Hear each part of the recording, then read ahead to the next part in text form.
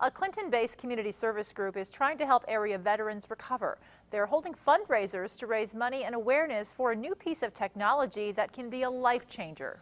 Sharon, changing the definition once again, using technology and willpower to make what was once impossible possible. But can it help Matt Ross, who heard the words he feared the most? You will never walk again. Tonight, his fight to turn a disability into an ability.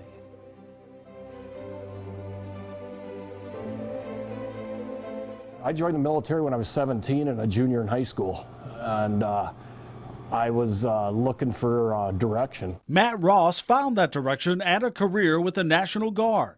He served in combat infantry for the next 11 years, spending 10 more as a recruiter in his hometown, where he started another career as a farmer. Spent a little over 21 years in the military and come out without a scratch on me and end up getting hurt at home. That injury would come on April 26, 2014. Matt borrowed a neighbor's backhoe to fix a broken water line. And I ended up getting into the bucket of the backhoe and have him lower me down into the hole, which I've done 1,000 times. But this time, instead of getting out to make the repairs, he stayed in the bucket, a critical mistake that would change his life in an instant. Experts believe the joystick slipped into gear, pulling the bucket closed, crushing him against its support beam. I lived to be 100 years old. I'll never forget the sound of that bone crushing. And they figure that was, it split my sternum in half, it crushed all the ribs on the right side of my chest and broke 4 on the left. He looked up to see his family watching in shock.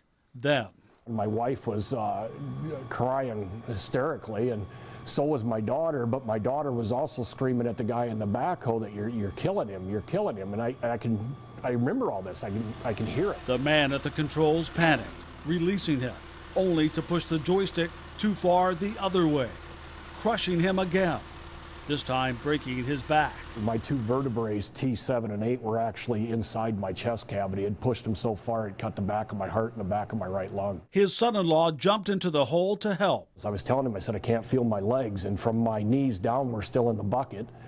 And I said, I can't feel my legs, and I said, I'm bleeding into my chest cavity. His eyes closed for a moment. Then, as they opened again, the realization of what was happening set in. I had to look my son-in-laws in the eyes and tell him I was dying.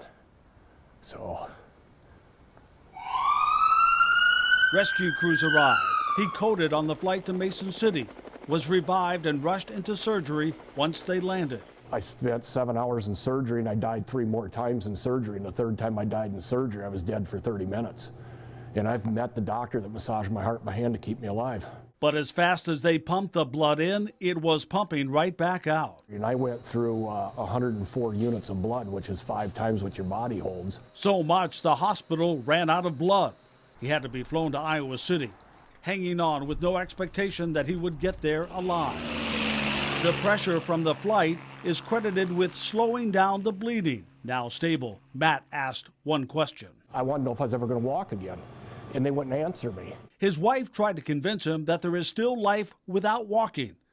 The Iowa City medical staff prepared to transfer him to the VA hospital in Minneapolis. They kept telling him, said he'll never walk again. All you got to do is get him in a wheelchair and get him mobile. But despite paralysis from the belly button down, Matt was not giving up.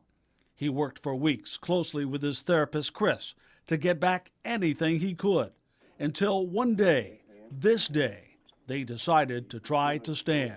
You don't know the feeling you get being able to stand after being told that you'll be in a wheelchair the rest of your life. Get it. Come on. But without any feeling in his legs or hips, he had no balance, no way to walk. Weeks later came another call from Chris. A new piece of equipment just came in. He said, nobody's been in it yet. And he said, I think you're the perfect candidate to come up and try this exoskeleton out. Donated by SoldierStrong, the device supports the body while it relearns the basics of balance and movement. And after 1 week, actually 5 days of being in that machine, it reprogrammed my brain to know that this is where your center of balance is. 2 weeks more, his knees started working. Matt was walking. So were other veterans there with him. The one guy I met up there, he was in a wheelchair for 7 years. And they put him in that machine, and he stood up out of that wheelchair and was actually able to look his wife in the eye instead of looking up at her. And the expression on his face is, I'd spend $1 million on one of those machines. Soon Matt was back on his farm, doing things no one, except for him, thought would ever be possible. Don't believe what they tell you. I said, you got to keep driving forward. Don't be the type of person that takes no for an answer. Keep doing it. Keep trying. There's always that opportunity that you're possibly going to walk again. Now an effort is underway to get one of those suits for a VA facility in Iowa. The Fraternal Order of Eagles, based in Clinton, is leading the effort to buy an exosuit so that veterans won't have to travel out of state. They have teamed up with the group SoldierStrong, who promises to match funds if Iowans can raise $75,000. They have hosted several events and reached out to area businesses. Once we mention the word veterans, people are, very open-hearted and open-walleted to buy tickets and share whatever they can. If you'd like to help, we have their Facebook page linked to ours at kwqc.com and on our Facebook page. And if you have a story you'd like us to profile on My Ability, send it to KWQC 805 Brady Street or news@kwqc.com.